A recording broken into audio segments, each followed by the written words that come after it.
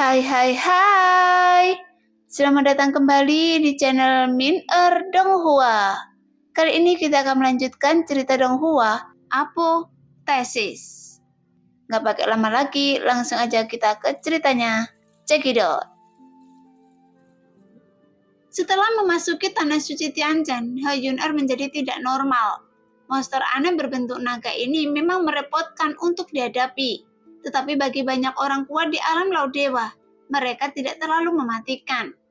Bagaimanapun mereka hanyalah anak di bawah umur, jadi mereka harus berhati-hati agar tidak dikepung.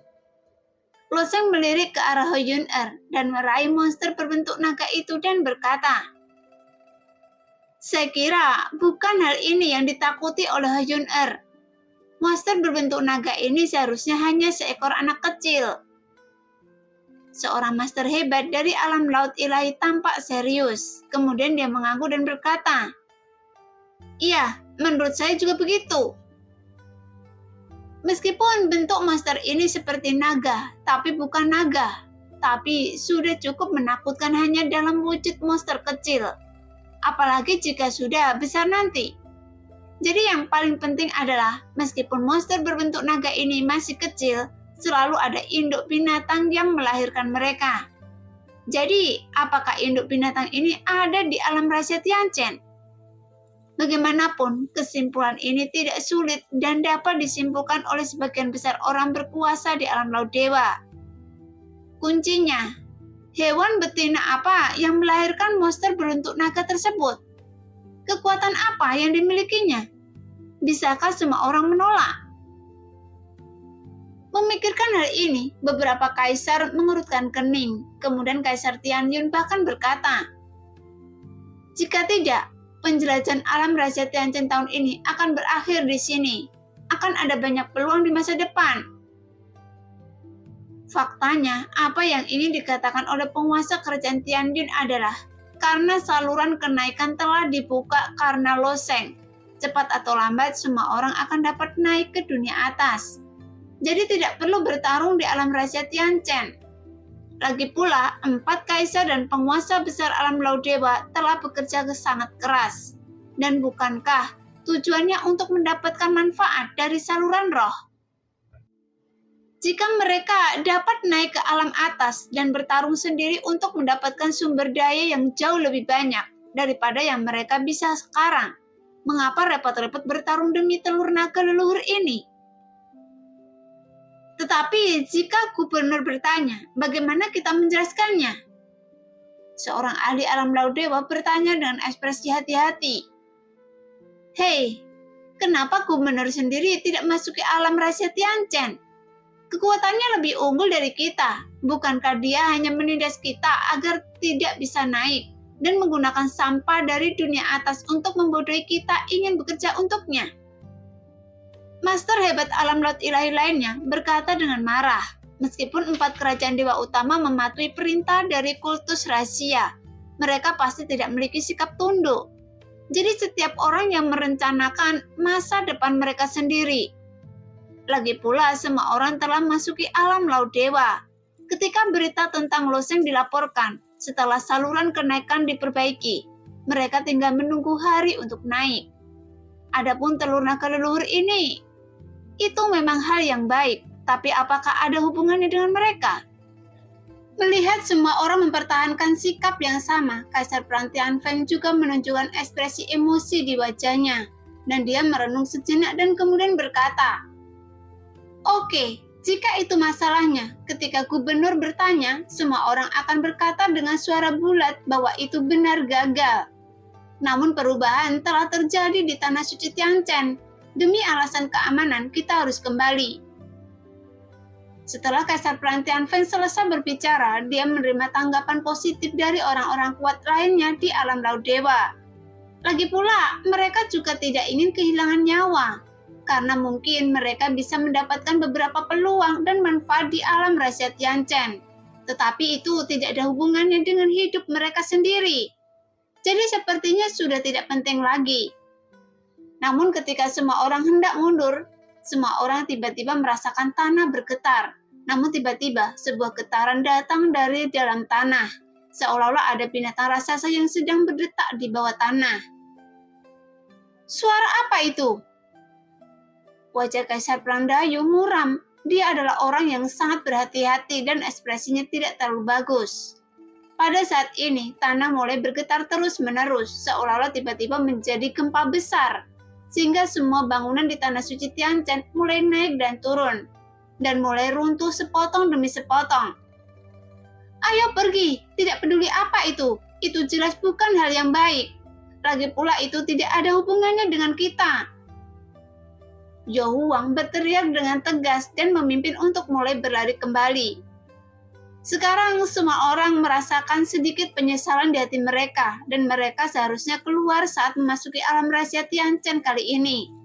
Saat bertemu dengan pemanah boneka, karena kuncinya adalah setiap orang telah berada di alam rahasia Tianchen selama bertahun-tahun. Meskipun mereka belum mendapatkan kunci telur naga leluhur, mereka sangat menyadari berbagai bahaya di Tanah Suci Tianchen. Dalam 10 tahun terakhir, tidak ada seorang pun telah meninggal di alam rahasia Tianchen. Tapi kali ini, sesuatu terjadi. Jika setiap orang sedikit lambat untuk mundur sekarang, mereka mungkin akan menghadapi masalah besar. Segera banyak kekuatan alam laut dewa berubah menjadi aliran cahaya dan mulai bergegas kembali. Sedangkan monster kecil berbentuk naga di jalan, mereka tidak bisa lari mengendalikannya. Bahkan Lo Shen juga mengikuti di belakang semua orang. Jelas dia memiliki tujuan yang sama dengan para ahli alam laut dewa ini. Mereka semua datang untuk telur naga leluhur. Tetapi ada perbedaan sifatnya. Lo Shen mendapatkan telur naga leluhur karena naga hijau. Tetapi orang-orang kuat di alam laut dewa ini tiba-tiba mundur, dan kali ini mereka berada dalam masalah. Namun pada saat ini, cahaya pedang hitam tiba-tiba muncul dari sebuah bangunan di depan. Segera cahaya pedang hitam itu menyebar dengan kecepatan yang sangat tajam. Kemudian tubuh orang kuat di alam laut dewa yang bergegas di depan, segera dipotong menjadi 2 bagian. Pada saat yang sama, jiwa orang kuat di alam laut dewa dipisahkan dari pikirannya dan melayang ke satu sisi. Sehingga orang kuat di alam laut dewa di belakang melihat situasi ini dan beberapa melompat, bahkan beberapa jatuh ke tanah. Tetapi mereka menghindari serangan pedang yang mematikan dengan wajah jelek. Pada saat ini, Kaisar Perang Tianfeng merasakan hembusan energi sejati dalam cahaya pedang ini. Terlihat jelas bahwa lawannya bukanlah binatang buas atau boneka. Di sebelah kanan setiap orang terdapat sebuah menara dengan bentuk yang sangat indah. Pondasi menara ini tampaknya sangat kokoh dan tidak runtuh meski digoncang gempa barusan. Segera pintu di lantai 2 menara tiba-tiba terbuka dan seorang pemuda berpakaian hitam keluar. Pemuda itu berambut panjang, janggut tebal di dagunya, dan sedikit rasa malas di wajahnya. Dia tampak seperti laki-laki, tapi dia memegang pedang hitam murni di tangannya. Hah, ini aneh. Kenapa ada sekelompok mayat berlarian di sekitar sini? Pemuda berbaju hitam itu mengendus-endus hidungnya. Sepertinya bukan zombie. Sepertinya mereka meninggalkan tubuh mereka dan menempati tubuh klan pembuluh darah naga. Aneh, ini sangat aneh. Adik perempuan senior, apa yang terjadi? Begitu pemuda berbaju hitam selesai berbicara, seseorang menonjol dari reruntuhan. Dia adalah seorang wanita dengan rambut perak. Selain kepalanya berwarna perak, dia juga seorang wanita yang sangat cantik dari segi penampilan. Namun di mata kanan wanita itu tumbuh bunga berwarna merah muda pucat lainnya. Akar bunganya menembus jauh ke dalam rongga mata, sehingga terlihat sangat menakutkan. Ini tidak sederhana. Orang-orang ini bahkan tidak bisa menahan kekuatan pengorbanan darah. Mereka benar-benar menemukan cara untuk menggunakan inti jiwa untuk mengendalikan mayat klan pembuluh darah naga, sehingga mereka dapat memasuki alam rahasia Tianchen. Jadi mereka seharusnya menjadi penduduk asli dunia ini.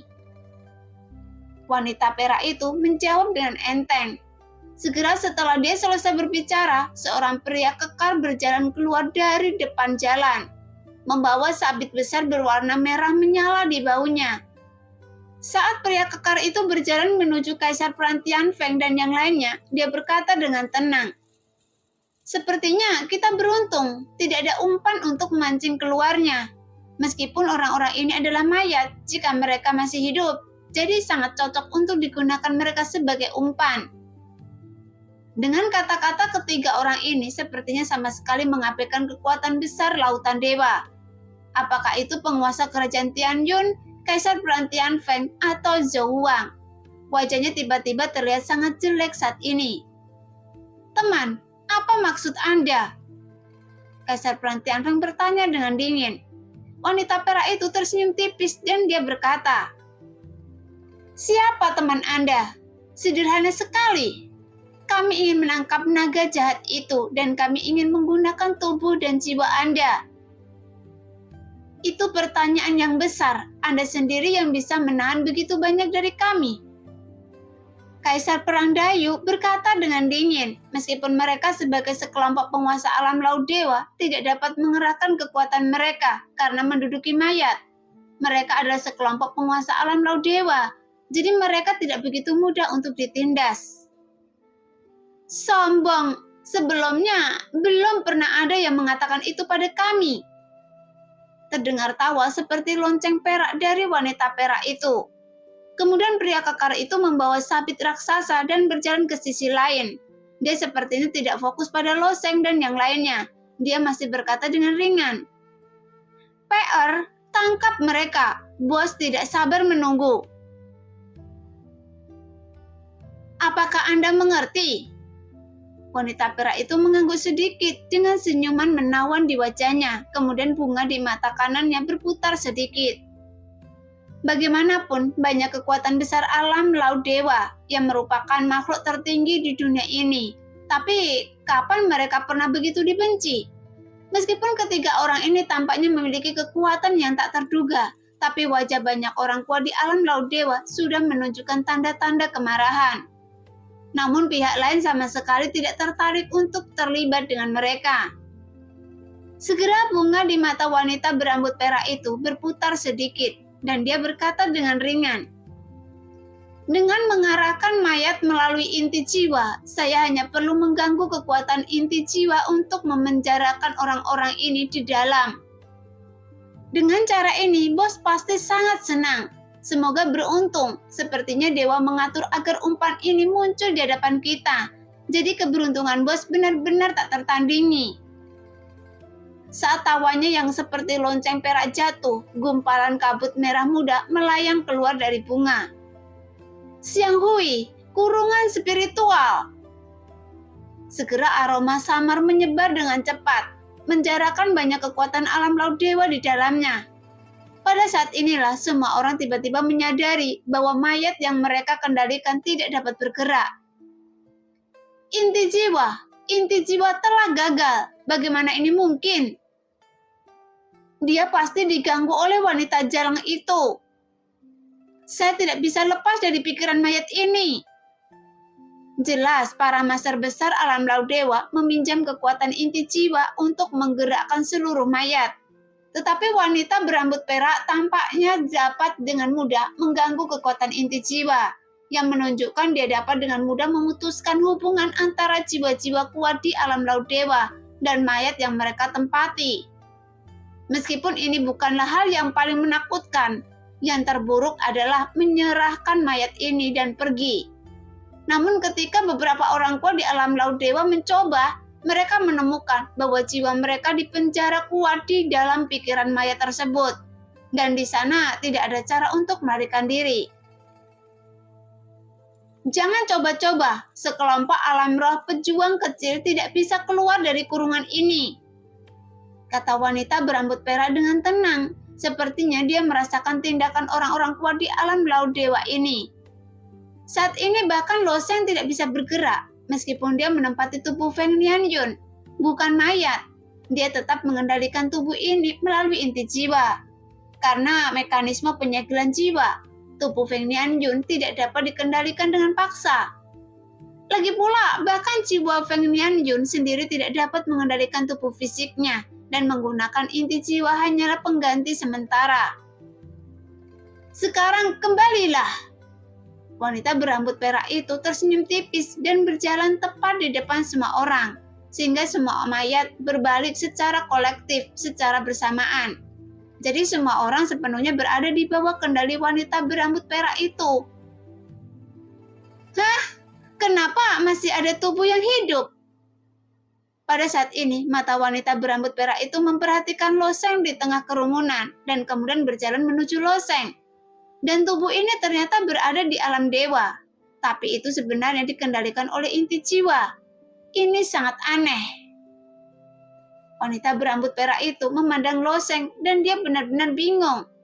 Tentu saja dia tidak dapat menebak bahwa Feng Nianjun dipenjara oleh dewa penyegel jiwa dan kemudian ditempati oleh loseng. Namun, tubuh ini benar-benar indah. Mata wanita berambut perak itu bersinar dengan kilau yang aneh dan dia benar-benar mendekati wajahnya. Kemudian dia mencium wajah loseng sambil tersenyum dan berkata, "Jika Anda tidak membutuhkan ini tubuh Anda untuk sementara waktu, saya akan menjaga Anda." Saat dicium oleh seorang wanita, loseng tidak merasakan apa-apa, tetapi Feng Nianjun yang berada di dunia batin bahkan merinding. Dia membuat saya jijik sampai mati. Loseng, saya ingin membunuhnya. Feng Nianjun meraung di dunia di dalam tubuhnya. Pada saat ini ada kilat dan guntur di dunia di dalam tubuhnya. Karena jiwa Feng Nianjun berfluktuasi dengan hebat. Dia sepertinya muak dengan kelakuan wanita berambut perak itu.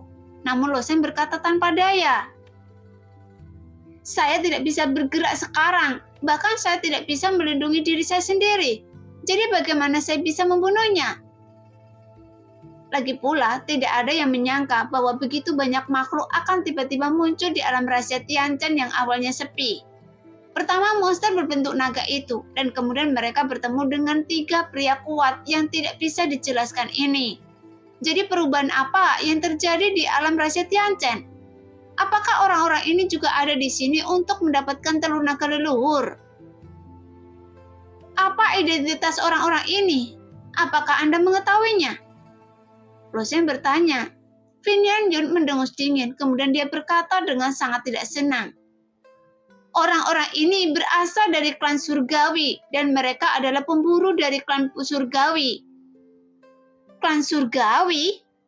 Mata Loseng tiba-tiba berbinar, karena ini bukan pertama kalinya Loseng melakukan kontak dengan klan surgawi. Karena menara dosa di benua naga laut milik klan surgawi, dan dia lulus ujian talent di monumen bakat bahkan diakui oleh klan surgawi.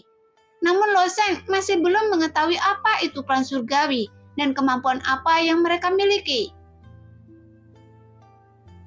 Apa sebenarnya klan surgawi itu? Loseng bertanya lagi. Feng Nianjun berkata, Anda sangat penasaran. Meskipun saya tidak tahu apa yang akan mereka lakukan kepada kita, tapi itu jelas bukan hal yang baik. Namun Anda sepertinya tidak peduli dengan ini. Bukankah wanita itu menyuruh Anda pergi? Loseng tersenyum sedikit. Saya lebih baik mati daripada jatuh ke tangannya. Feng Nianjun berkata dengan marah dan kemudian dia melanjutkan. Klan surgawi ini adalah sekelompok orang gila dan mereka juga sekelompok idiot. Apa? Idiot? Loseng memiliki ekspresi yang tidak bisa dipahami di wajahnya. Di mana Anda mulai membicarakan hal ini? Feng Nianjun berkata dengan tenang. Klan surgawi juga dikenal sebagai pengembalian. Sebenarnya klan surgawi ini bukanlah sebuah ras, tetapi terdiri dari para jenius super dari banyak ras yang bersatu untuk membentuk sebagai sebuah kelompok. Dunia luar disebut Tianwei. Karena mereka selalu berencana mengembalikan seluruh dunia ke keadaan nol. Wajah Loseng penuh rasa ingin tahu. Apa yang kembali ke nol? Hancurkan jalan surga dan hentikan reinkarnasi. Feng Nianjun dengan cepat menjawab. Jalan surga selalu bereinkarnasi di alam semesta, dan satu reinkarnasi berlangsung selama 3,6 miliar tahun, yang juga merupakan sebuah era. Di dunia ada banyak makhluk kuat yang ingin menghancurkan jalan surga di akhir setiap zaman, tapi zaman besar akan terbuka untuk bersaing dengan jalan surga. Jika hukum surga hancur, era akan berakhir, dan kemudian hukum surga baru akan terbentuk. Dan aturan bawah, aturan tengah, dan aturan atas, seluruh alam semesta akan dibangun kembali. Namun seluruh peradaban dunia terus-menerus berinkarnasi satu demi satu pada zaman. Dan terus-menerus memulai kembali, sehingga akan terus-menerus melahirkan peradaban baru. Namun, klan surgawi sangat aneh. Tujuan mereka tidak hanya untuk menghancurkan jalan surga, tetapi juga untuk menghentikan dan mengakhiri reinkarnasi. Mengakhiri reinkarnasi doa surgawi. Jika doa surgawi baru tidak lahir, maka Loseng menjadi semakin penasaran. Fenyayan tersenyum tipis dan berkata, maka seluruh dunia akan menjadi tanah mati. Tidak ada makhluk hidup yang akan lahir. Tidak ada makhluk hidup yang akan mati. Dan tidak akan ada perselisihan. Semuanya akan kembali ke nol. Mendengar itu, Loseng tidak bisa berkata-kata. Tapi, apa gunanya melakukan ini? Mereka pikir itu masuk akal. Jadi mereka adalah sekelompok idiot. Dan mereka adalah idiot yang sangat kuat. Fenyayan berkata tanpa daya. Wanita itu baru saja mempengaruhi kekuatan inti jiwa, tapi saya bisa membatalkannya, dan saya akan menemukannya kesempatan nanti untuk Anda melarikan diri. Tapi mereka, jelas orang-orang terkuat di 4 kerajaan dewa utama semuanya dikendalikan, dan keempat kaisar juga tidak bisa berbuat apa-apa. Persetan dengan mereka, kata Fenyayan dengan marah, yang membuat Loseng sedikit mengernyit. Memang benar, apakah dari sudut pandangnya sendiri atau dari sudut pandang Fenyayan, Loseng tidak perlu membantu 4 kerajaan dewa utama. Namun, jika ada kesempatan untuk menyelamatkan hidup mereka, Loseng akan melakukannya. Jadi dia tetap tidak akan pernah menyerah. Di bawah kendali wanita berambut perak, mayat-mayat ini benar-benar berubah menjadi zombie mirip kayu. Perlahan bergerak maju di belakangnya. Sekarang banyak kekuatan alam laut dewa yang terperangkap dalam pikiran mereka, jadi mereka tidak dapat bergerak. Tetapi mereka dapat mengamati lingkungan sekitar. Saat mereka terus maju, ada banyak monster berbentuk naga berlarian dari sekitar mereka. Namun wanita berambut perak itu sepertinya tidak menganggap serius dan hanya berjalan ke depan. Tepat ketika monster berbentuk naga itu hendak menerkam, ketika bunga di mata wanita berambut perak itu berubah sedikit. Aroma samar keluar dan kemudian itu monster berbentuk naga sepertinya mabuk hingga tergeletak lemas di tanah, tidak bergerak. Saat dia perlahan bergerak maju seperti ini, setelah melewati Danau Linglong sebelumnya, dia terus berjalan menuju pusat tanah suci Tianchen. Namun suara getar datang dari jauh dan seluruh tanah suci mulai mendidih lagi, seperti panci berisi bubur mendidih. Pada saat ini, Loseng tidak bisa bergerak, tapi dia merasakan gerakan besar di depannya, dan dia diam-diam dia juga merasa aneh. Apa yang sedang dilakukan orang-orang ini? Loseng bertanya. Fenyayan mendengus pelan. Anda tahu, para idiot ini selalu melakukan hal-hal yang sangat aneh. Suatu ketika, klan surgawi bahkan melancarkan rencana penghancuran bintang di seluruh alam semesta satu persatu. Pada awalnya lebih dari 20.000 bintang musnah. Tetapi setelah ditampar keras oleh klan surgawi, banyak orang meninggal. Mendengar ini, Loseng benar-benar terdiam. Memikirkan apa yang dia alami di Menara Dosa. Loseng merasakan firasat buruk. Dia dikenali oleh klan surgawi dan dia juga dianggap sebagai anggota klan surgawi. Jadi lebih baik tidak mengikuti perlombaan gila ini. Namun tubuhnya bergerak maju tanpa sadar. Setelah melewati tumpukan reruntuhan, Loseng melihat lubang melingkar besar di depannya dan 6 orang berdiri di tepi lubang. Pria kekar yang muncul dan pemuda berbaju hitam juga berdiri di tepi lubang. Kemudian di dalam lubang besar itu, monster berbentuk naga keluar dari tengah. Jelas monster berbentuk naga itu baru saja melompat keluar dan menyerang orang-orang di tepi lubang. Kemudian gelombang suara tak kasat mata ditembakkan ke arah 6 orang itu. Namun pemuda berbaju hitam di tepi lubang mengayunkan pedang hitam di tangannya dengan rapi. Kemudian tenda hitam mekar terus-menerus di tangannya. Bahkan setiap tenda hitam terpotong, memotong monster berbentuk naga itu menjadi kabut berdarah. Monster ini sangat sabar. Saya bahkan tidak bisa memaksanya keluar, kata pria kekar itu dengan tenang.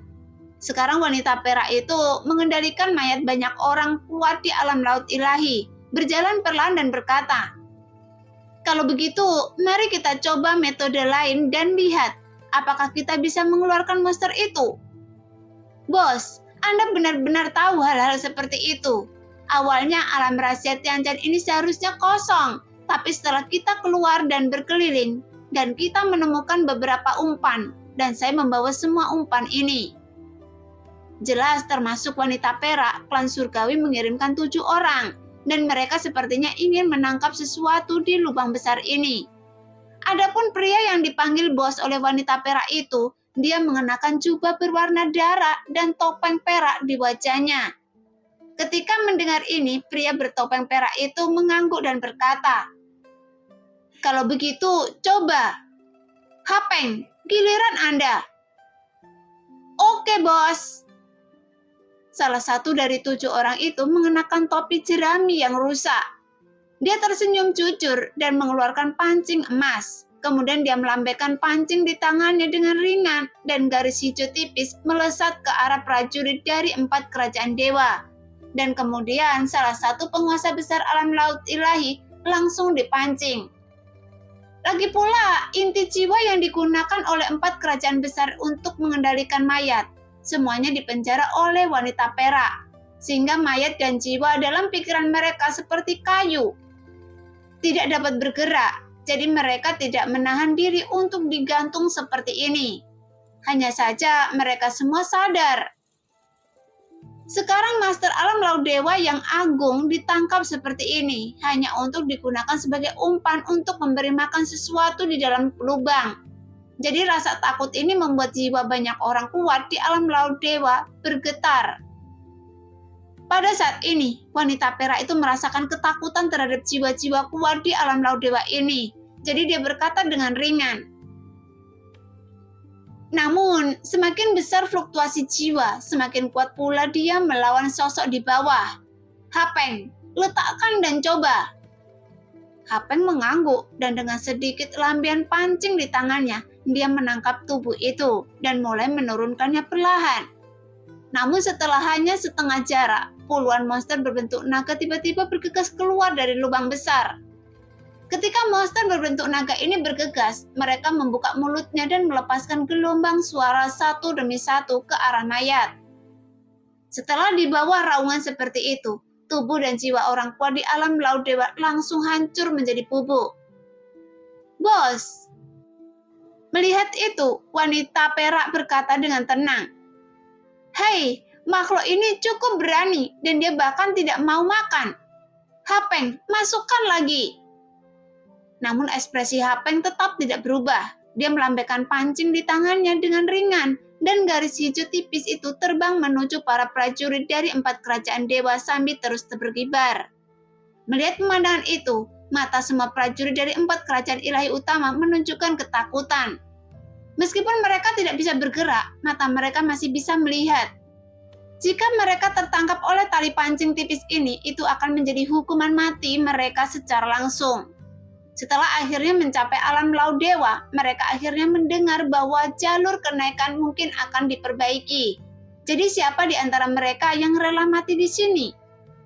Namun mereka tidak memiliki kemampuan untuk melawan sama sekali, dan hanya bisa membiarkan pancing ini mendominasi hidup dan mati mereka. Tapi yang patut disalahkan, mereka hanya bisa menyalahkan mereka sendiri karena terlalu lemah. Kali ini dengan satu pukulan pancing, 6 penguasa alam laut ilahi langsung tertangkap.